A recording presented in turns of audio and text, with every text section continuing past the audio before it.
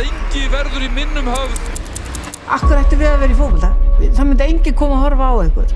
Þetta kosti bara. Þetta fáránleiki, en þetta var svo. En við fengum það í gegn að stofna landslið. Ég var valinn í landslið. Mér finnst klikkað að þessar konur sem voru á undan okkur hafi þurft að berjast svona mikið fyrir bara að fá að spila fótbolta. Og hún ver Ég var bara andlega búin á því. Ég varð aldrei söm. Þetta var endurinn á mínum landsliðsferli. Draumurinn enn ekki úti. Okkar besta Olga Fessur. Íþróttamaður ársins. Margrét Lára Viðarsdóttir. Fyrsta íslenska súperstjarnan. Ég bara eitthvað róttækt, eitthvað sem allir taka eftir. Það snýr sig við, þá sér mann allt í einu bara trillt læti. Þarna fannst mér þjóðin fatta, við eigum stórkostlegt kvennalandslið. Vá, tilfinning.